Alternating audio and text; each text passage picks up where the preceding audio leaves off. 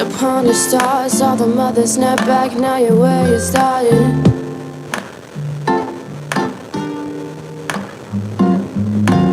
My heart aches when I see your face. That's the story of this life, but my soul saw it twice. Never had a problem, but my soul seems to fight through the artifice of life.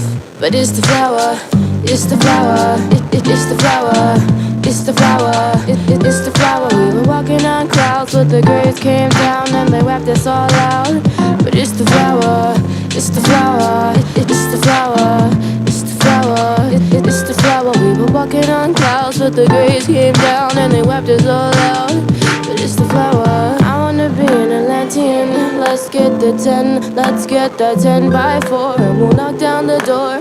Knock down the door, we'll see what they've been hiding. Let me tell you about the story of Poseidon. He was a young boy and was enlightened, kinda like Jaden, kinda like the way we look in the sky and we see the chemtrails and we nearly all cry. They nearly just died, we merely just try to help them. The government is tryna sell them, not help them. But the indigos are here, we remembered how we can all shift the weather. Because love is the air we breathe, the people we see, the realization that we're all in unity. So you and me, and I, we're the flower, we're the flower, we're the flower, we're the flower. It's the flower. We were walking on clouds, but the graves came down and they wiped us all out.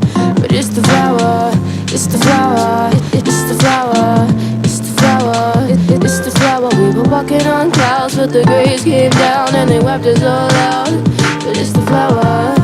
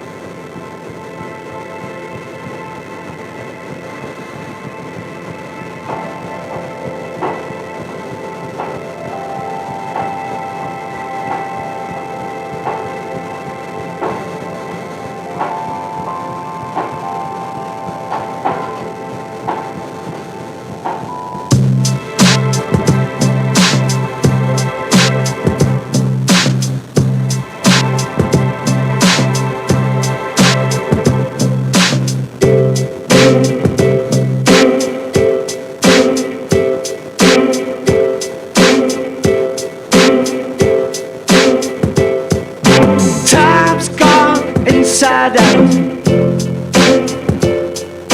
Time gets to start again. There's a tense gravity. I don't got time for holy rollers, but they may wash my feet, and I won't be their soldier.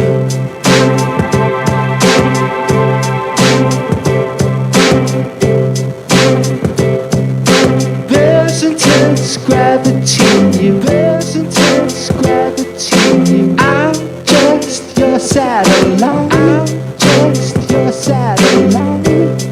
Ooh, I know the time's gone inside out, and now it's only like I told you.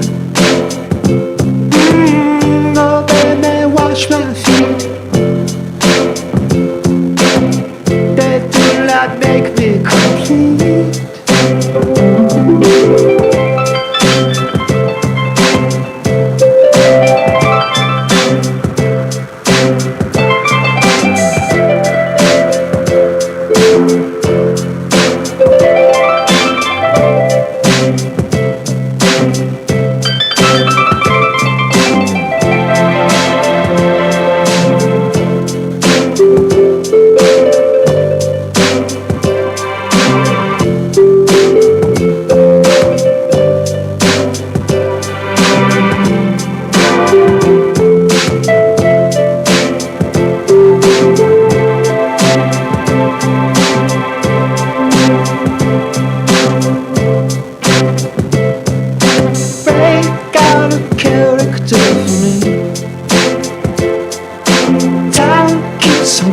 going well. We got nothing else to give. We got nothing left to give. 'Cause our time's gone inside out. I don't make time for holy rollers. There's only you I need. That don't like make me complete.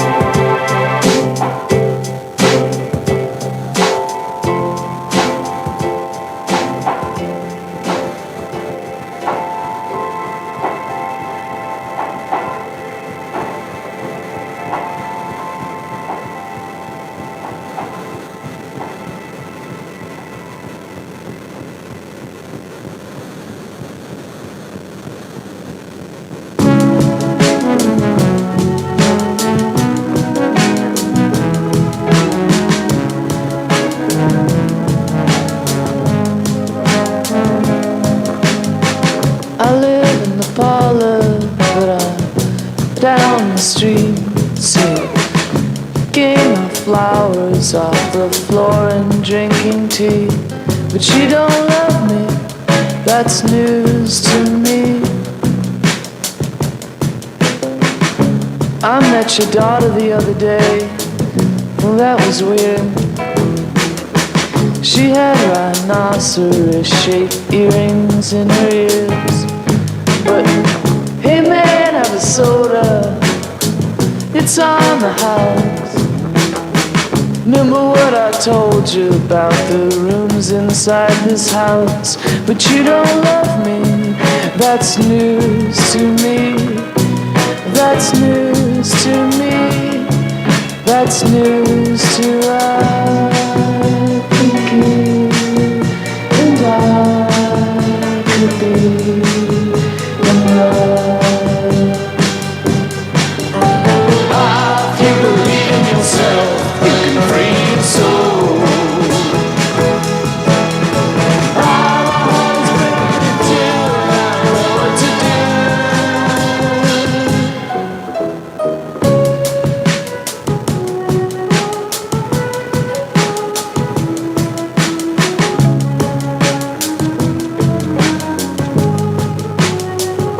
But she don't love me, that's news to me. That's news to me. That's news to I think you and I could be in love. If you believe in yourself, you can free your soul.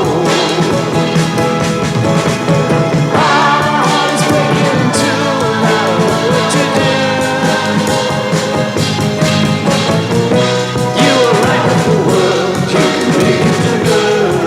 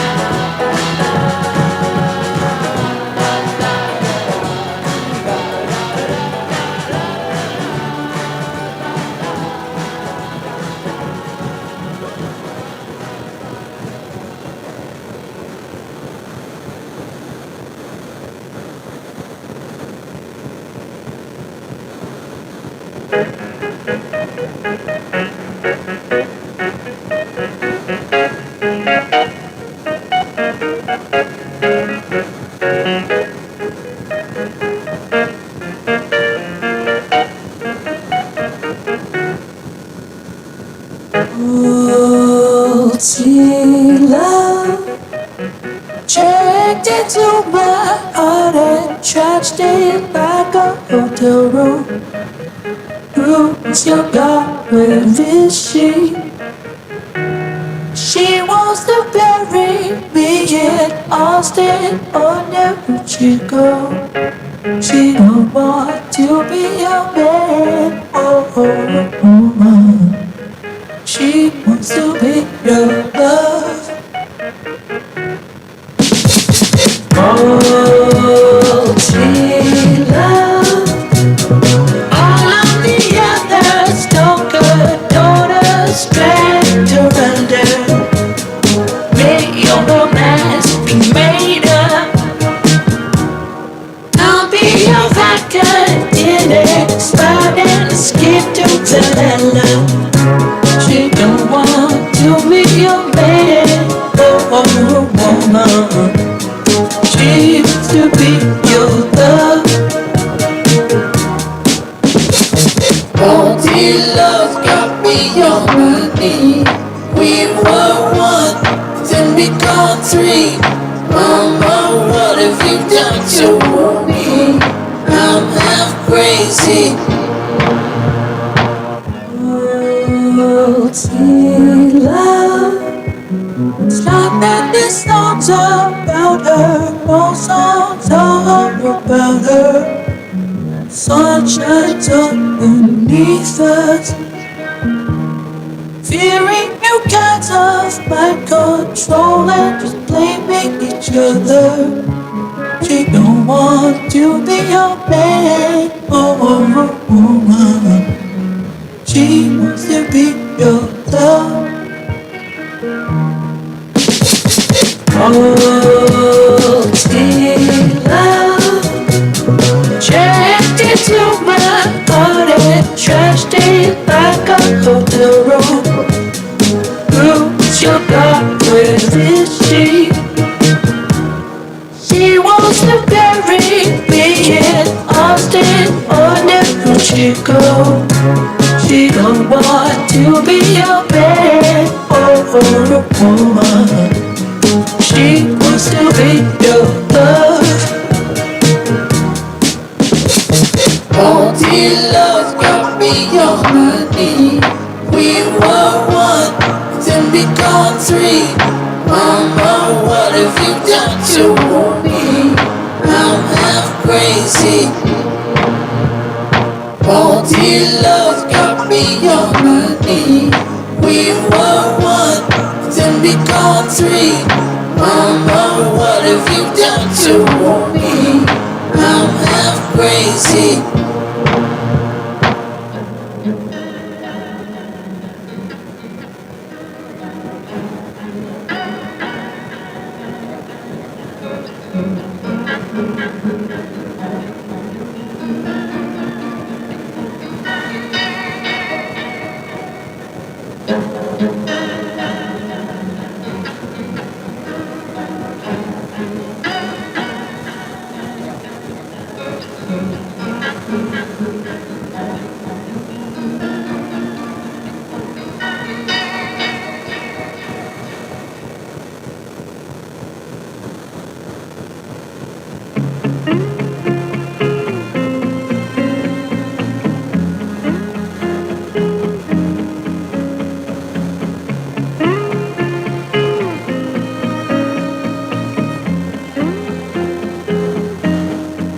She said, hello mister, pleased to meet ya. I wanna hold her, I wanna kiss her. She smelled a daisy, she smelled a daisy. She drive me crazy, she drive me crazy.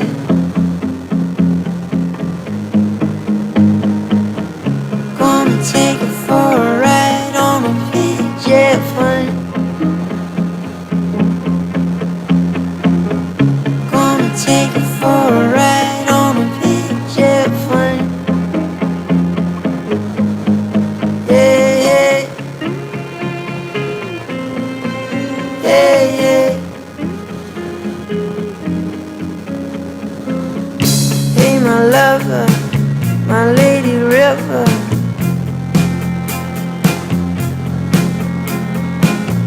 Can I take you higher?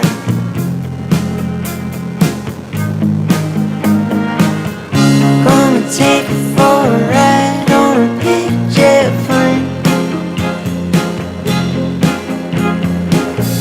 Gonna take you for a ride on a big jet plane. Gonna take you for a ride on a big jet plane. Gonna take you for a ride on a big jet plane. Yeah, yeah. Yeah, yeah. Yeah, yeah. Yeah, yeah. Gonna hold you, gonna kiss you in my arms. Gonna take you away from home. Gonna hold you, gonna kiss you in my arms. Gonna take you away from home. Gonna take you for a ride on a big jet plane. Gonna take you for a ride on a big jet plane. Gonna take you for a ride on a big jet plane. Gonna take you for a ride on a big jet plane. Yeah, yeah. Yeah, yeah. Yeah, yeah. Yeah, yeah. Yeah, yeah.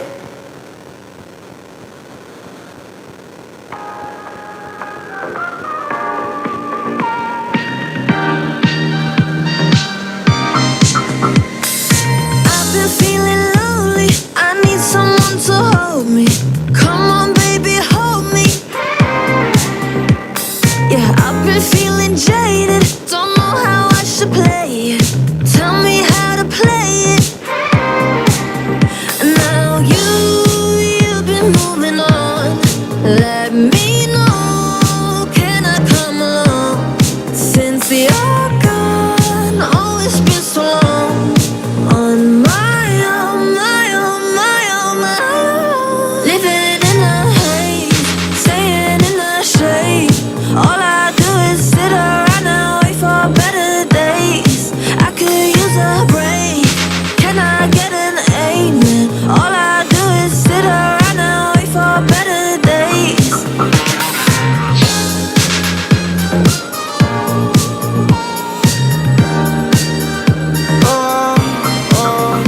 Can I get an amen? Introverted can't make friends. Pray for better days. Now it's 300K when my day ends. Do you remember last night? Cause I blacked out in that all white dress with her back out. Said be careful with her heart cause it's fragile.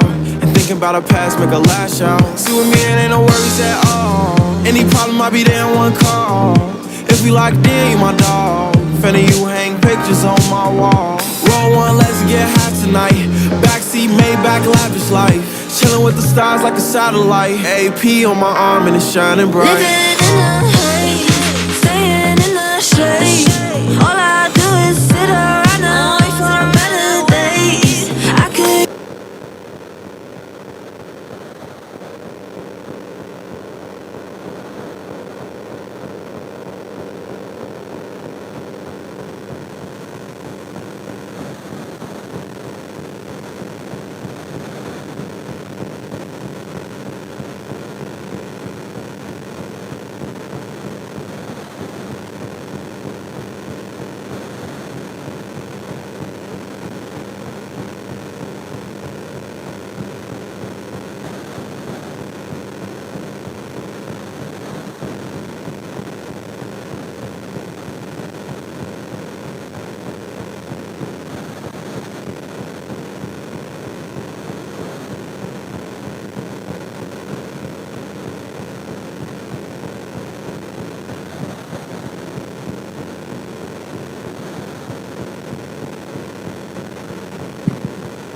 Hey, everybody.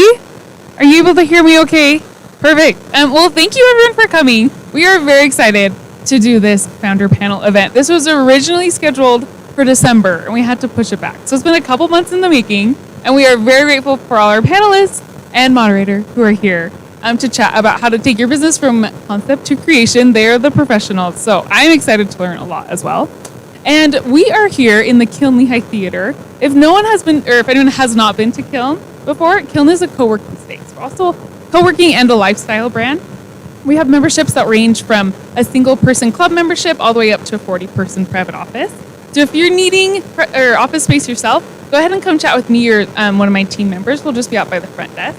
We can give you more information about that. We host a lot of events like this. So if you're a Kiln member, you get access to events like this. So without further ado, I'm going to pass the microphone back to Erica, who's our moderator here, and she's going to introduce herself. And then we're just going to go quick intros right down the line here, and then we'll get started with some questions. At about 4:45, 4:50-ish, we're going to switch to a Q&A. So if you have questions, please save them for later, and then we can get to those as well. So thank you for coming. We're excited. Hi, everyone. Can you hear me okay? I don't really feel like this is doing anything, but my name's Erica. I am from Los Angeles, California. I am a newer Kiln member, but in terms of professional background, I started my career in consulting, stopped consulting because I founded a apparel brand. Mom can pick me up if you've seen the sweatshirts, probably not, but that was fun. Had some good times, and then was recruited to be on the founding team of Leland, which is a coaching marketplace helping people get into their dream school programs as well as careers. So I am currently here at Kiln with my team, building Leland, and really excited about what we're creating and really excited to hear from the other panelists as well. And I'll just be moderating, asking them questions. But yeah, great to meet all of you from a distance and hope we can chat after.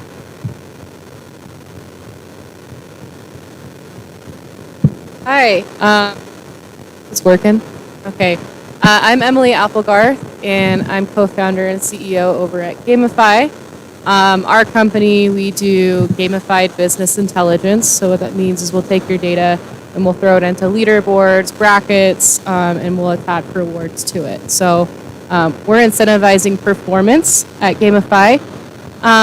And yeah, similar to Erica, my background, I was working, I had a music school for 3.5 years, total band geek, loved it, honestly. And then COVID hit, I ended up going into sales and loved that as well. And so we were writing our stats on a window with a whiteboard marker to keep track of everything. We were super competitive as a team. And so we ended up coming up with the idea of Gamify to make that process easier. Super cool. I think all these people are super cool in general, but I'm Deb Bilbao. I actually am a business consultant advisor by trade. To date, I've worked with 1,700 businesses since 2014. Most of them have been female founded. I'm currently the lead business coach and strategic advisor and director of program for a company called Law Firm Mentor. We actually help law firm owners grow and scale. And I have co-founded 2 businesses, and I'm in the process of founding another one coming up in a week. So nice to meet you all. I hope you ask great questions, and you guys are really quiet. I taught middle school, so you guys are way too quiet. But thank you for having me. Does this work? Okay, good. Hi, I'm Robin Cohen. I'm the founder of W Collective and the co-founder of Utah's 40 Women Over 40. So W Collective, we are an events and education company focused on women entrepreneurs. So our goal is to elevate the representation of women, primarily in entrepreneurship, with the support of men, because all of us together. And we had our inaugural 40 over 40 last year, and we're slowly gearing up for what that looks like this year. So really excited for that and excited to be here. I'm Natalie Paul. I'm co-founder and COO of Dree, which is a peer-to-peer laundry company. So think DoorDash for laundry.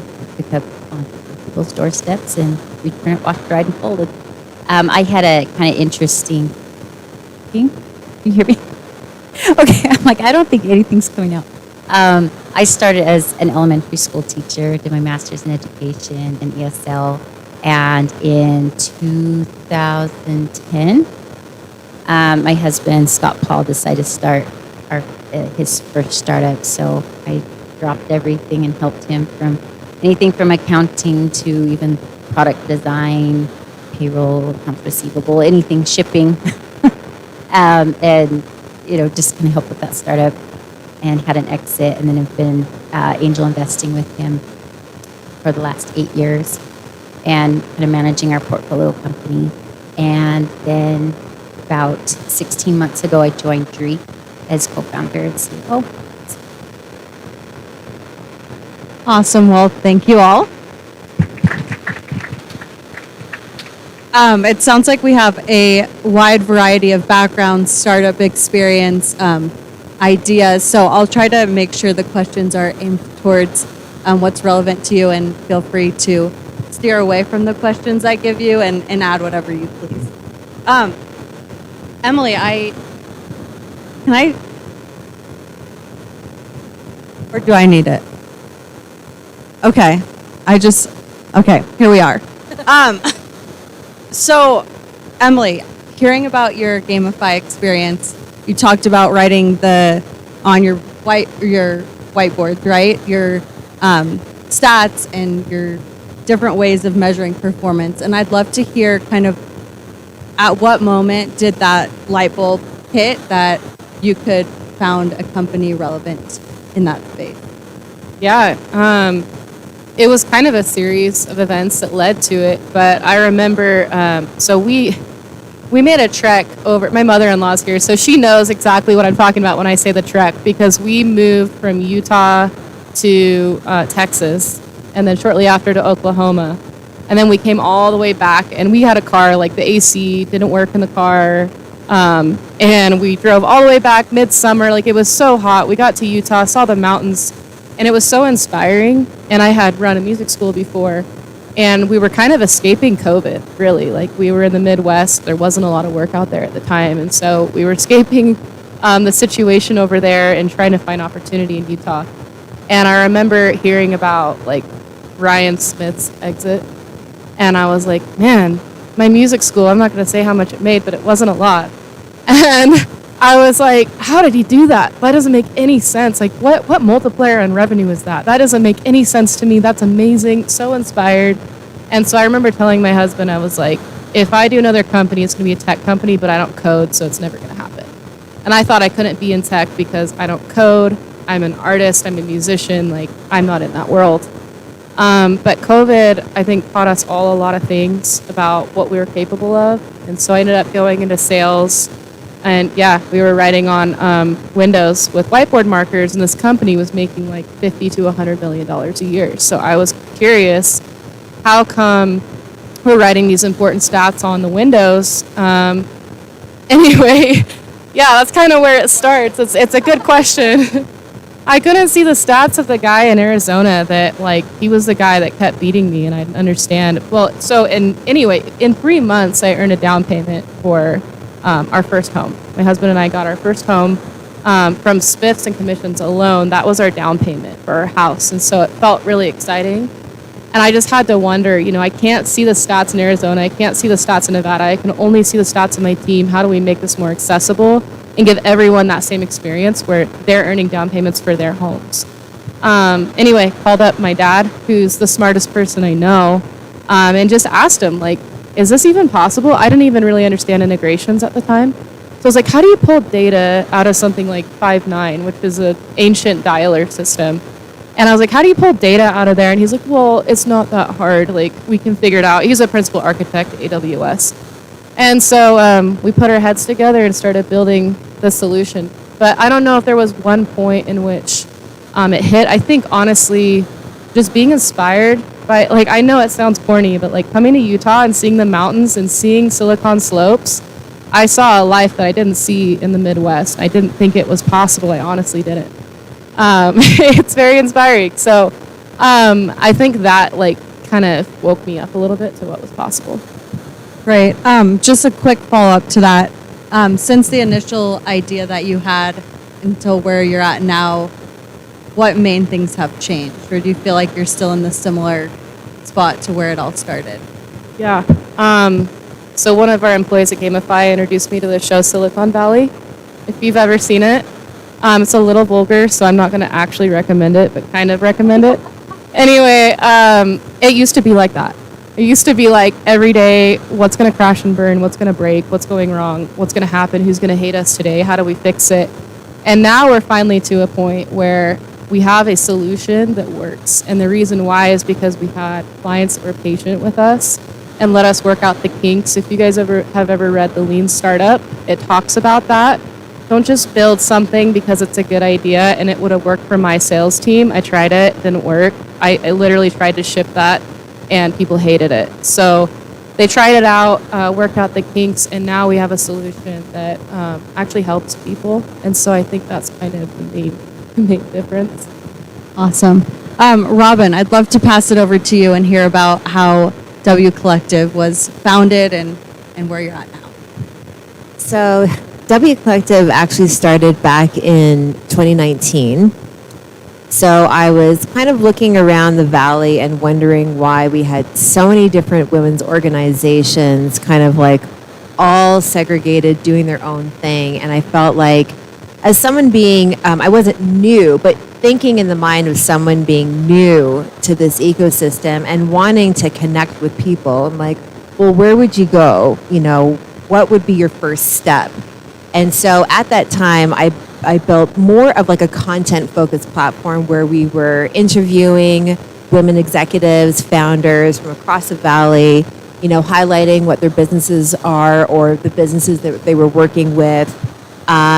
We had like a curated events directory. So just trying to almost like create a place where you could like learn about who the people are and what was kind of going on in the valley.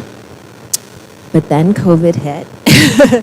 And it was like, all right, well, what do we do with this? Because we were on a really like slow trajectory in terms of the potential of, you know, generating revenue with it. So unfortunately, I had to shut it down at that time and like really pivot, just focus on, okay, I just need a job right now, and just had to like really move away from it, shut down the website, the email. You know, it was like a sad day, but it was just something that made sense at the time. So that was kind of like the impetus, where it's just kind of like, you know, rather than going to like 50 different, you know, websites to try and figure out, you know, what's going on here, like, let's just create one place for it. So that was the original iteration of W Collective.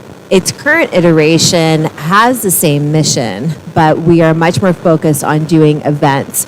So really focus on event production, marketing, experiences, and hyper-focused on women entrepreneurs, because I just believe that that is the group, the subset that needs the most help, resources, highlighting them, you know, who they are, what they're doing. So that's been our focus. Awesome. At what point did you pivot, and how did that pivot look? Because it sounds like you were ready to fully shut down and kind of stop and maybe do something new. How did you revive and change directions? So I had several good friends come up to me and say, hey, you should really bring the W Collective back. And I'm like, okay, well, tell me, like, what's going on in your mind? Like, where is this coming from? And obviously, a lot of different women's organizations did fall by the wayside. You know, a lot of businesses obviously like closed. And so my friends felt like there was another opportunity to bring it back. But at the same time, what I wanted to do was, I've spent 15 years in the women's advocacy space in several different markets. So think of New York, San Francisco, Los Angeles, even Sao Paulo, Brazil.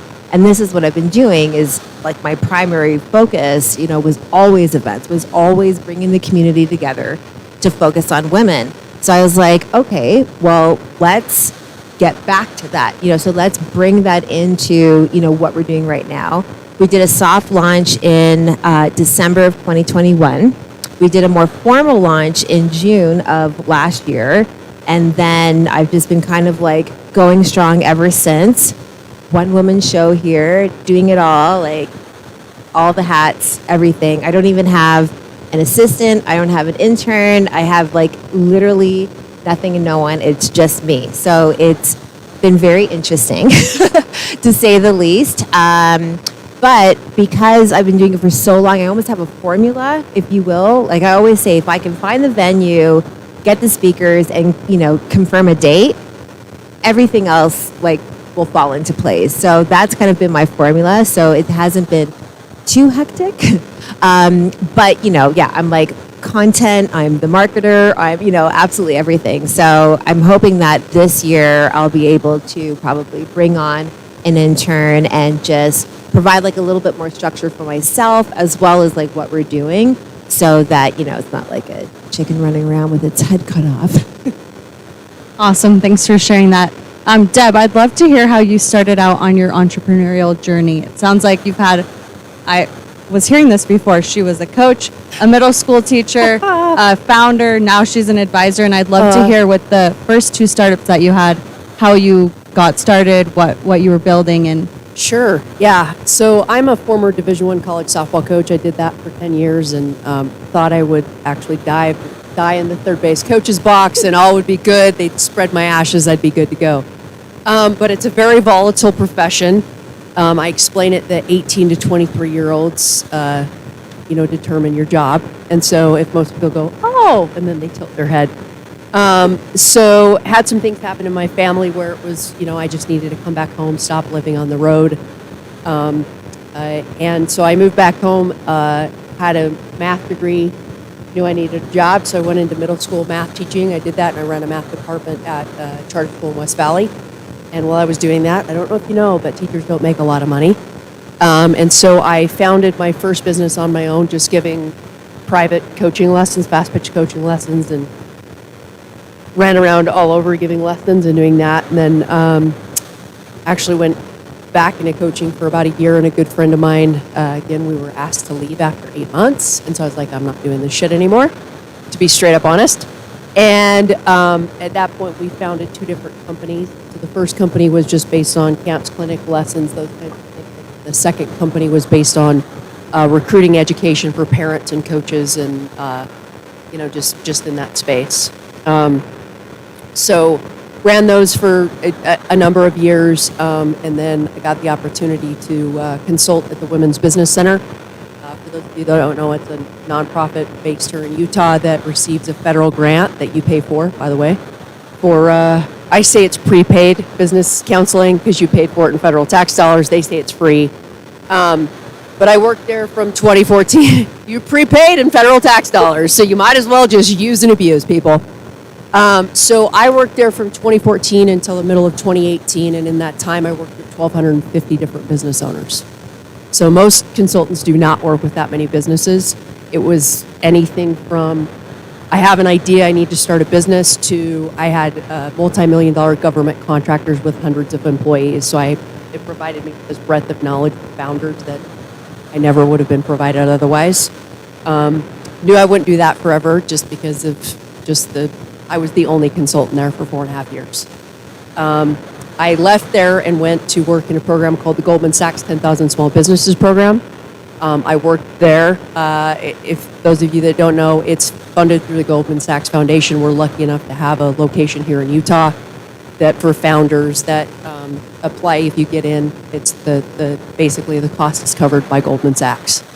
And so I ran all of our development and outreach recruitment for the program. I oversaw our business advisors in the program. I worked with our lead faculty to make sure it was delivered appropriately, and missed the advising. So then I did it. I advised in the national program. It's for states and U.S. territories that don't have a program. So I had a business owner in Puerto Rico. I had a business owner construction, their own little Home Depot, basically in Saipan, which I thought was really cool. So worked with, coffee shops, tech companies, construction companies, food-based businesses. At this point, I actually help drive solo to medium-sized law firm owners how to grow and scale at this point. So I'm incredibly passionate about helping people grow and scale their dream, because that's what we do when we start businesses. And if it's not your dream, you shouldn't do it. So I'm getting ready to launch another business just because, why not? It will be, honestly, a payment processing company. why that come into. I don't know if any of you who here processes payments through their website or card reader or anything like that. Okay. Have you looked at the fees on those things? Okay, so I became passionate about that, reading profit and loss statement for all kinds of different businesses and going, what in the actual hell? That is like too high.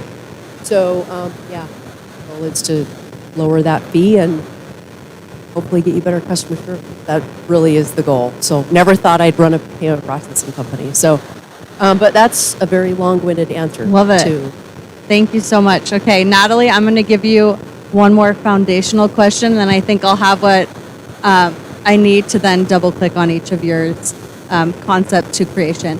When you were brought on to Dree, it sounds like you were brought on as the co-founder, the COO.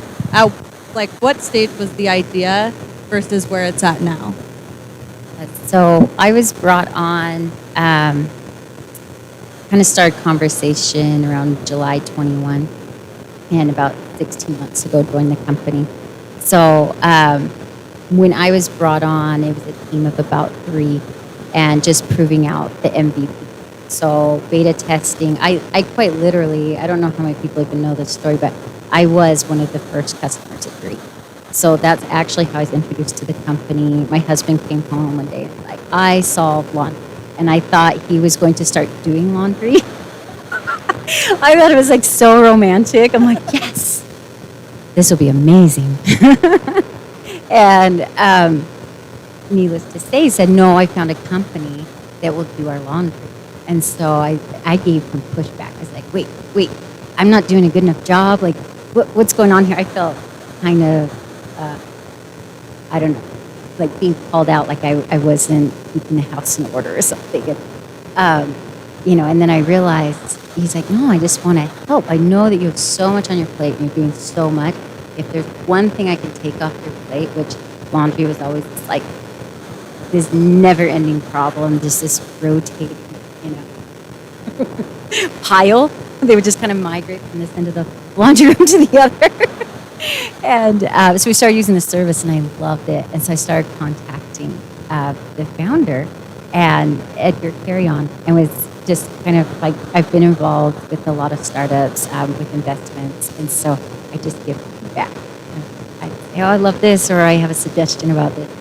Soon enough, we got in contact with each other, and we had a conversation, and I told him that at the end of the conversation, I said, you need a female co-founder. And I, at the time, was not incredible of myself. Everyone clap right now. So I like 100% honesty, like did not think that would be me. I just felt compelled to say it. So then I was asked to join the team, and I don't even recall how many customers at the time, but it was very much just beta testing, proving out like the product market fit, making sure, had a solid MVP. And so I came on, and we started first pre-seed funding, and just kind of starting out like go-to-market strategy and plan. But what was really beautiful about the stage of the company, and like kudos to our founder, was that it was very much like, let's solve the problem, let's prove the problem, let's really find that market fit before we spend any like serious money on the technology. And so it was, what do we need to do? And so it was testing for, our app will launch next month. So congratulations. That's huge.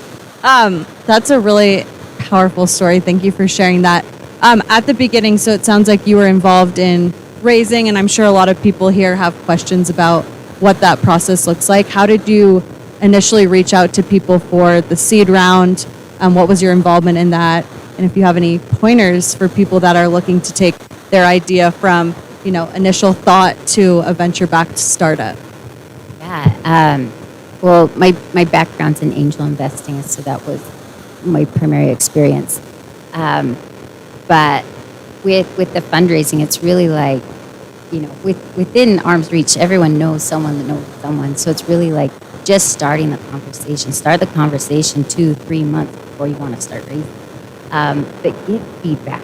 Get as many lunch appointments or 15-minute phone calls, or get on Volley, or whatever you can do to get in front of people and just share your ideas and prove, am I solving a problem? Am I solving a problem that people want fixing? Am I solving it in a way that no one else is solving it? How is this better than what's already existing? Or how did other companies fail in an attempt to solve this problem? And then really just tighten up the ship. Make sure you have really clear unit economics, understand what they are. If you don't know, Audible is my best friend. That has been my MBA. So just, even, and if you don't even know where to start, get on LinkedIn and say, hey, I want to learn about this. What books do you recommend? And, in 10 minutes, you'll have all the best books. And then just reaching out to people, really find a mentor, find someone in your space that you really respect, and be mindful of their time. What can you offer them as well? So it's not like you're just taking their time. Even if it's buying them lunch or if there's some way you can help out, that's really useful. And then really get well versed in what does it take to raise? Because raising is its own job. So you're trying to run your company, you're trying to keep the cash flow, enter new market space, launch your idea, and you're running on a really lean team, and then at the same time you're trying to fundraise, and that really takes a ton of your bandwidth. And so spacing that out, how can the company keep functioning? How can we keep growing? Or what are realistic goals for the team too, so people aren't getting overwhelmed? Awesome. Okay, I know I keep looking at this. I haven't asked a single question on here, so I'm just going to drop it. And we're just going to go freestyle. A double click I want to take on your question or on your answer. I think a lot of people in a seat of wanting to be a founder or wanting to start something, a lot of the discouraging thoughts that come up are, oh, this has already been done, or so-and-so has already tried this, or what do I have that's different? And I know you talked about that. How do you overcome those feelings and truly bring an idea to life when there's so many reasons to say, this isn't going to work? I actually get really excited about this question because Good. We didn't plan this. if there's other people in this space, if there's competition, that's so validating. That's not something to be concerned or worried about. And don't let that take your energy into fearing what that competitor's doing or what this person's doing. Just look at it as, hey, this is free research already. And then really researching what companies failed in this. Who went out and why and what happened. In some situations, go meet with your competitor. Have these open conversations. There's a lot of space. Most all markets are so huge, plenty of space for everything. So, but really understanding what is it you're solving, how you're doing it different, and what differentiates you to a point where someone wants to invest in you. And not only that, but continue to invest in you. So what is their ROI? What can you tell investors? Hey, if you invest this amount, this is going to help us. And be really clear on your goals. This is going to get us to this point. And, tell them your 18-month runway, but tell them your big picture. And I really like going back to Lauren's an expert on this, so you should ask her. But scorecards for your company, everybody has a number, everybody has a metric, things that are measurable to help with your growth, but that helps with your fundraising. I kind of segued a little bit. But as far as competition, really it comes down to how do you differentiate yourself. And when you find that, and it's so worth, and oh my goodness, all the ideas that are ever worth noting are on the windows and on the glass. It's with the dry erase marker. It's when everyone's, just in a think tank. But, you'll when you find that thing, it's so exciting. And then just go to those mentors, go to those people you really trust. LinkedIn is such a valuable tool to find people to really validate that. Really do your research and get out there and go talk to so many people. Don't be so scared of sharing your idea that it keeps you from progressing, because you're as powerful and you'll be as successful as those you surround yourself with, and they're going to help enable you. And who knows, whatever, lunch date you had yesterday or meeting could be, your next co-founder. So Incredible. Thank you for that. Can I jump in here? Yeah, Because of course. What she said is so critical. Who here has had an idea in their back pocket that you've waited entirely too long to go after? Raise your hand. No, like armpits up, guys. You can tell I taught middle school. Armpits, please.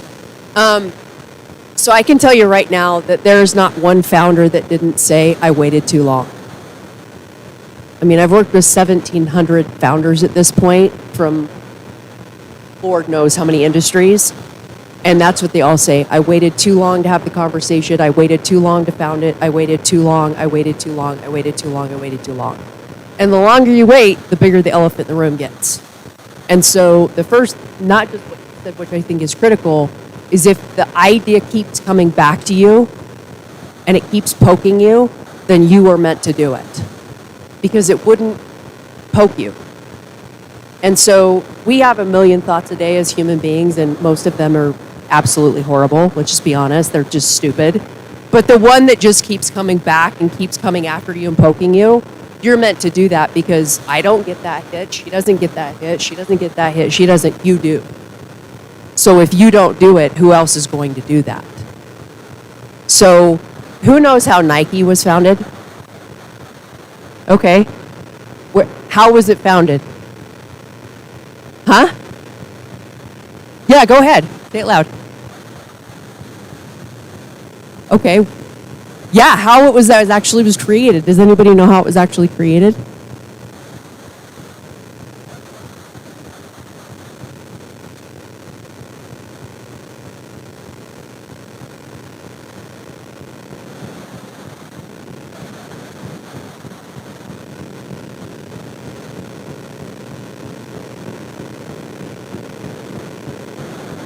Yeah, so you are very, very close, by the way. But I like to just go with something that you would have never thought. So it was a waffle iron, literally in the back of a car at the University of Oregon, where Phil Knight ran track, the founder and owner, and they needed a better shoe that had better traction for running because he was on the track team. So him and the coach in the back of the car were like, we need better. The traction on the shoe is horrible. So they took rubber. They literally poured it into, I'm not kidding you, a waffle iron, pulled it out, slapped it on the shoe with glue, cut it out, and was like, oh, we're on to something. Are you freaking kidding me, people? They turned into a multi-billion-dollar, I don't care if you like Nike or not, but that's how it started, out of the back of a car. So, a laundry company. I would have loved this when I was a freaking college student. So, just for those of you in the room, don't wait. Just stop waiting. Life's not getting any longer. Awesome advice. Just in the interest of time, why don't we have, Deb just did it, and I feel like Natalie touched on it. Robin and Emily, why don't we have both of you share a key learning that you've had over the past time of your startup coming to life, and then we can open up to the audience for questions. A key learning, I think making mistakes is part of the process has been big for me. I thought, I got to put on this front, like everything's going so well and everything's working out so great all the time, when I realized later that there's so much data in mistakes. Like literally, this isn't me trying to make myself feel better. This is real. Like there's so much data in the mistakes. And so if you set up processes early to collect the data from the mistakes, then you'll succeed. But if you, feel sorry for yourself and just try to put a blanket over it and move on, you're not going to learn nearly as much as you could. Like if you're talking to an investor and you're trying to say, yeah, totally bootstrapped company, I've had no turnover, everything's great, made all this money, they're going to know something's not right, because no seed stage company or pre-seed company has not lost a customer or had any issues. So if you can take data from those learnings and tell the investor, hey, here's exactly what I learned, here's how I'm preventing it in the future, and here's the unit economics that prove that we're on track. I wish I would have learned that sooner. Incredible. Passing over to you, Robin. Gosh, this will be interesting. So it's almost like two sides of the same thing. So on one side, I would say, don't rush unless you're already working with someone that you have an incredible relationship with, that it just naturally makes sense to come on as a co-founder. That's great.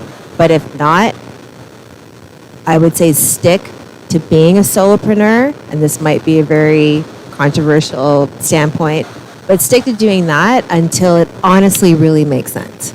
Because not only is that like a special kind of marriage along with, your first investor, right? Like that's a special kind of relationship. And so the relationship matters. Like those dynamics matter more than you know. So I would say that is one key learning that I've had is like, you don't have to rush to get a co-founder, unless it makes sense or unless maybe it's like that CTO type of person or whatever. But I would say don't rush to do that. The flip side of that is to find people that want to be involved, right? That, maybe, because as I said before, I'm doing everything. So my learning recently in relaunching W Collective and where I am right now is I probably should have connected with some interns that maybe as like part of their university, credits or whatever that looks like, that maybe they would love to be involved and to support what I'm doing. And even from there, maybe eventually hire them, so on and so forth. So that's the flip side of that is to just find people that you maybe can bring on that want to be involved with what you're doing to help support you in some way, but it doesn't necessarily have to be a co-founder. Awesome. I'm sure we can all agree these panelists have provided incredible input, and I hope everyone feels inspired to get going on their own journeys and bringing their startup ideas to life. I'd love to open it up to the floor. I'm not sure what time it is. I looked at my phone once. 5-2. Okay. Let's do 5 minutes of questions, and then after, people can mingle. Your hand looks like it's high and ready to go.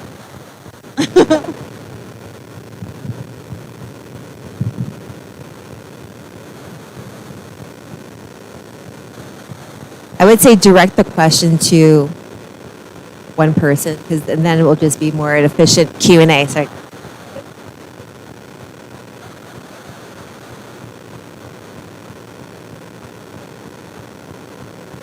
Person that comes to mind is lead gen. Oh. No, it really is a problem. Like, trust me. That's why it came so quickly. Yeah, we kill it at trade shows. Like, we kill it. It's awesome. And we get tons of leads. I want to know how to obviously get leads inbound. Like, we're working with a marketing firm on that. But how do I make killer lead lists that our SDRs like to call? And I understand Zoom Info is great. I use it. I pay like $25,000 a year for it. And I'm kind of like, okay, I know this is a great tool. I know it works, but how do I optimize it? And I haven't figured it out. And I've been using it for 6 months. And so, when you have a very specific ICP, you need to really dial it in and find those people. And that's really hard to do. If you're going to a trade show, it's easy. They all come to you. If you're not, it's a process. If I could figure that out right now, a lot of great things would happen. Lauren, did you have a question? I saw your hand earlier.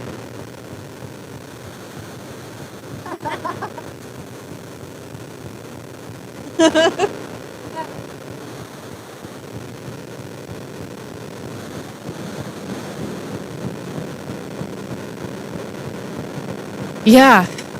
So I can't remember the name of the tool right now for some reason, but we've used several different ones. And so essentially people use them for customer success a lot of times. Like I can literally look at the user experience. I can see what they did, or I clicked this button 6 times and I got mad and I got out of the app. Well, what are those things? What's happening? And so that data was highly helpful.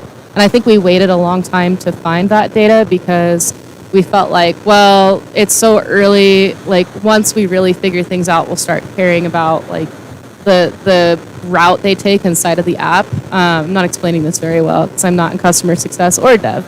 But anyway, once we started dialing in and really paying attention to that, we were able to solve like such simple problems that were causing like huge impacts at our company. So I would say like for us, I wish we would have dialed into like customer success metrics sooner. Thank you. Bella, I think I saw your hand up earlier. Let's hear it.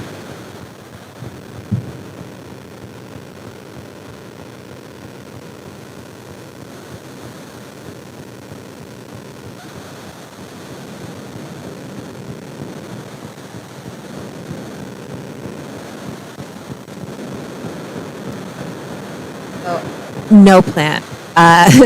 It was like the pandemic hit. We continue to do content and keep the social media going. And what was interesting is, so we had kind of laid the foundation for a ton of content in 2019 into 2020. Then we did our first event because it was something that I wanted to kind of like bring back because of what I've always done. So we did our first event January of 2020, the night before Silicon Slopes.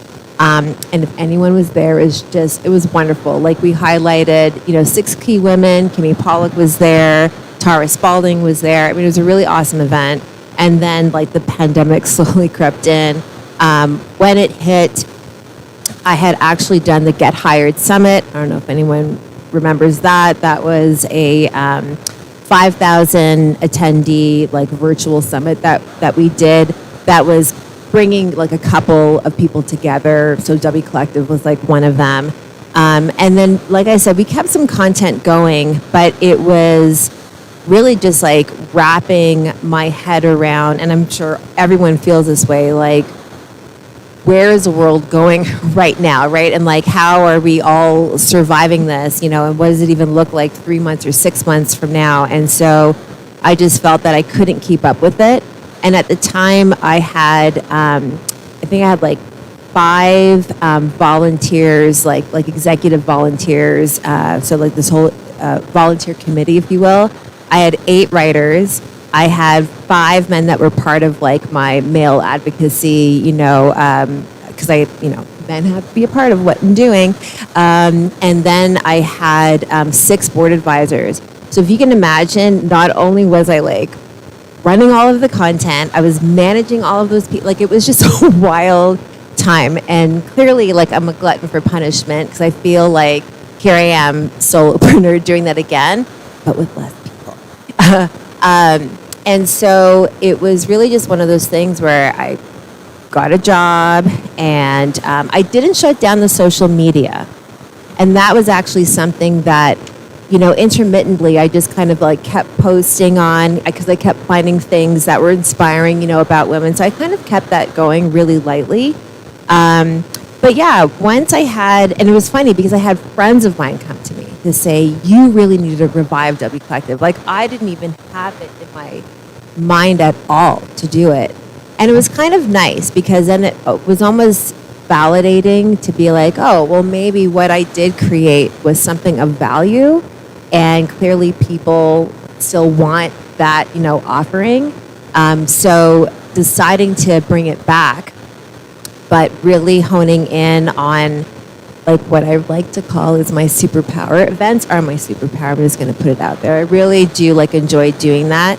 I love bringing the community together, highlighting women, building social capital for them, like all that kind of stuff.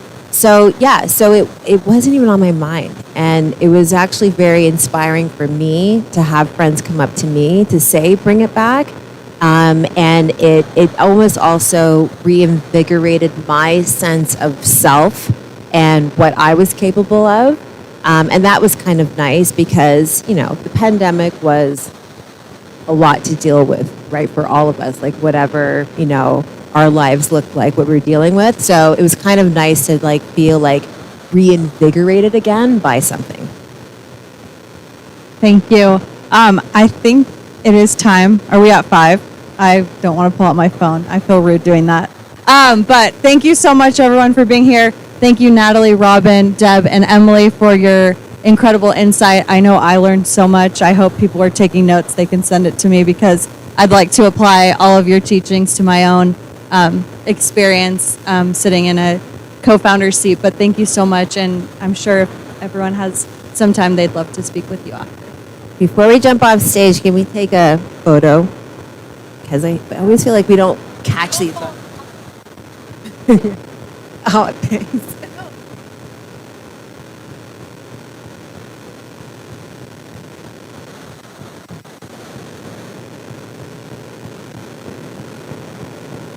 Yeah, mine.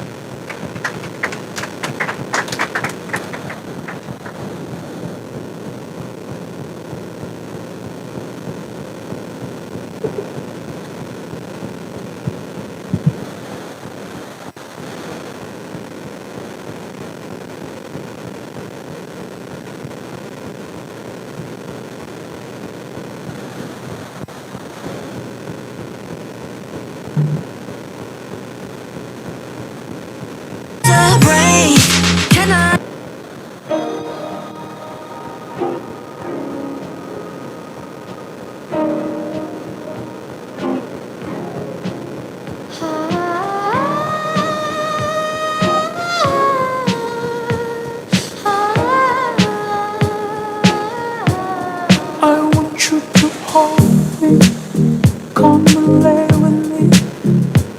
Set aside your problems with me, baby. Set your conversation for the basement. I want you speaking in tongues. You know what they say about those. They come together like we're together. You can't let them step away. You can't let them step away. We got everything together, so unpredictable. But one thing I know for sure, you turn my sixes to nines. Frequently fly, we can't deny. It's feeling tonight. I know I'm weakened when I look in your eyes and you're holding me tight. We're in love, you and I. You turn my sixes to nines.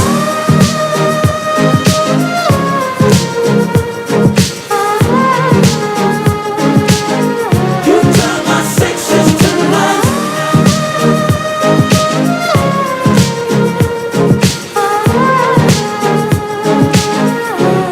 I want you to hold me, ride this wheel. Set aside your inhibitions. Maybe sometimes when it feels right, maybe it's alright. I want you speaking in tongues. Know what they say about those. They come together like we're together. You can't let them slip away. You can't let them slip away. We got everything together, so unpredictable. But one thing I know for sure, you turn my sixes to nines. Frequently fly, we can't deny. It's feeling tonight. I know I'm weaken when I look in your eyes and you're holding me tight. We're in love, you and I. You turn my sixes to nines.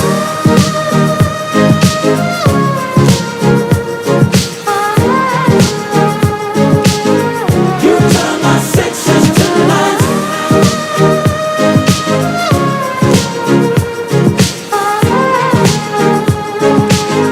You turn my sixes to nines.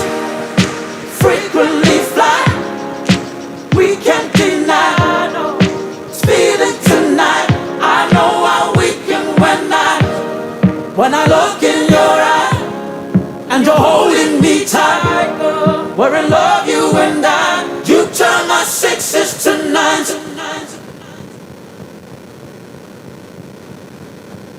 I left my heart in New York. She had brown eyes and she had skin like gold. How she loved me so. I left my heart in New York. I left my heart where she lay. Her tears were falling, oh, I wish I had stayed. I tell her we'll make it work. I left my heart there with her.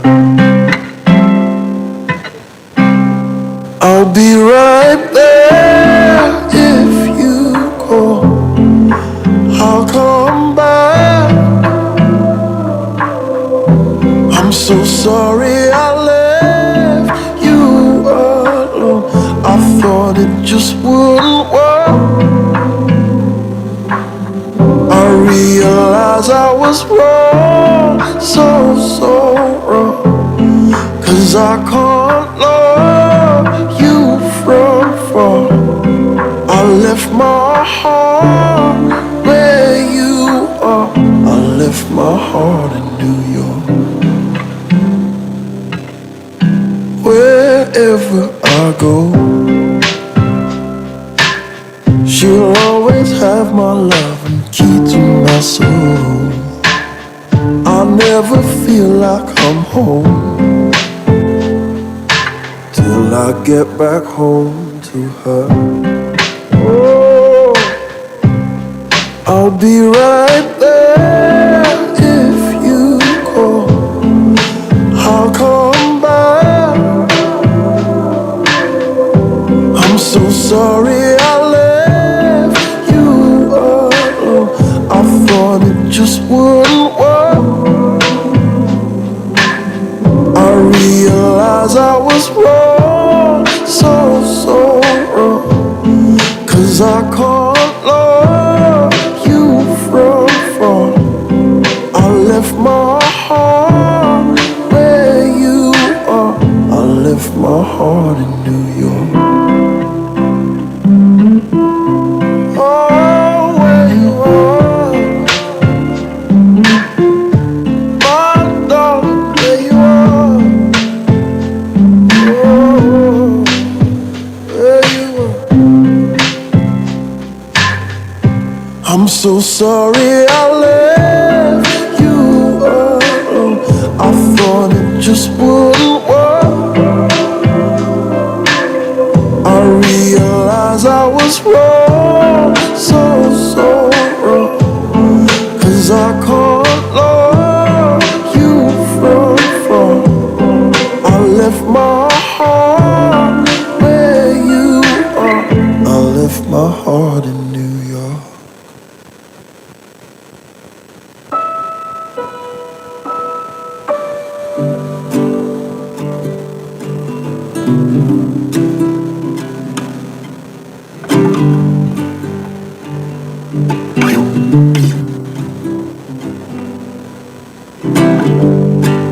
I can tell you're unhappy. I can tell you've been feeling down. I can see the distance in your eyes.